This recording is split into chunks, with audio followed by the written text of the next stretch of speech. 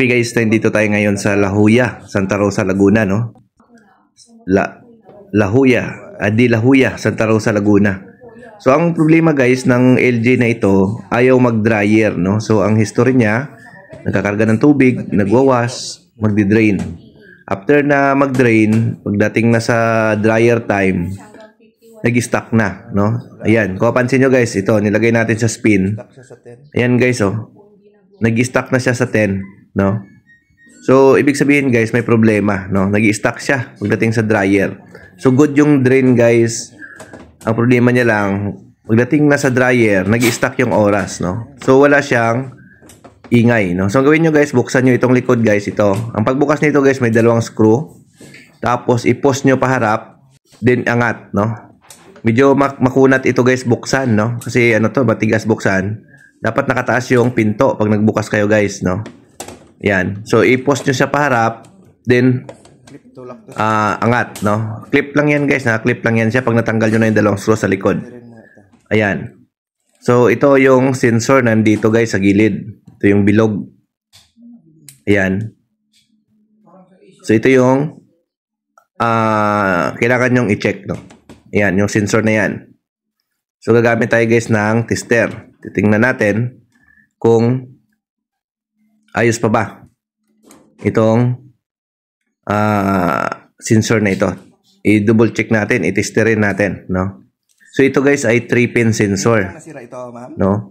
Yan. 3-pin, no? Ayan. So tingnan natin. Tingnan natin kung anong reading mayroon ito guys. Ayan. Ilawan natin. Ayan. Dulo guys ang pag-check. Resistance. Ayan, 23.4. Ayan. So kung mapansin nyo guys, good reading pa ito, no? Yung 23.4. Pero bakit ayaw niya mag-spin, no? So ayan. Ngayon, sa mga ganitong problema guys, huwag na tayo mag-rely doon sa reading ng sensor, no? Kasi minsan good yung windings, pero ang mechanical ang may problema, no? So ang gagawin natin guys, palitan natin to, no? Basta guys, tandaan nyo guys, ang washing machine, nag-wash, nag-rinse, tapos, nagdi-drain naman. After mag-drain, doon na siya nag-stuck, ayaw na mag-spin. So, ibig sabihin guys, ito yan may problema, yung sensor. Palitan na natin. So, ayan. So, good naman yung reading ng sensor guys, based doon sa ating tester, no? Kaya ito yung mga sinasabi ko guys, no? Kung kayo po ay technician, dapat lagi kayo may baon na sensor para hindi kayo maligaw sa troubleshooting. Kasi pag i-test nyo guys, good siya, pero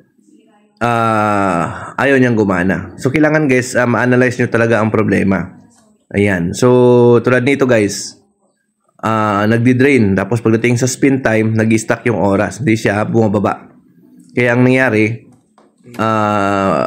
hindi siya bumababa talaga. Nag-i-stuck lang. So, kasi may mga, ano guys, na hindi siya naglalabas ng error. Yung iba kasi naglalabas siya ng PE error. So, alam na kagad natin, no? Pag PE. Yung iba kasi guys, hindi siya naglalabas, no? Nag-i-stuck lang yung oras. No? So, ang gagawin nyo, sensor lagi guys yung una nyong palitan. So, kahit sa lahat ng brand guys ng washing machine, no? Lagi nyong sensor ang unahin nyo. Kasi yun lagi ang naging problema guys. Ayan. So, ilagay natin siya guys. Testing na natin. No? Pinalitan na natin. Ayan. Ito guys, bago na ito nilagay natin, no? 3-pin sensor LG. So, available sa amin yan guys, yung parts na yan kung kailangan nyo. Pwede kayo mag-order sa amin, no? Nagpapadala kami through GNT. Yung pag-ship niyan, no? Mura lang naman yan guys, yung mga sensor natin. Ayan. So, antay lang natin guys na bumaba yung oras. Kung mapansin nyo, nasa 14 siya ngayon. So, tingnan natin. Nasa 10 na, no? So, medyo mabilis na yung pagbaba niya.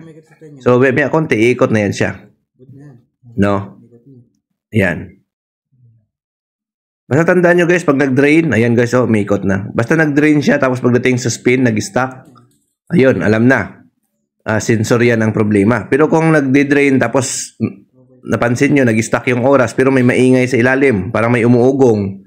Iba ang problema nun guys, hindi sensor. Pero basta pag nag-stuck yung oras guys, na walang ingay sa ilalim, walang anumang humming or ugong sa ilalim, sensor yan guys, ang papalitan nyo. No? So kaya kung mapansin nyo, kahit good yung reading ng sensor, hindi siya gumagana, no? So, ang usual dyan, guys, ang problema, yung mechanical na yung spring na sa loob ng sensor, maring corroded na, hindi na siya nagtutulak or matigas na.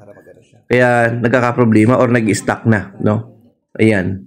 Kasi yan ang sensor na yan guys is pressure switch yan, no? Yun yung nagsiswitch sa pagdating sa motor, no? Siya yung magkakamand, no? Kaya, ayan.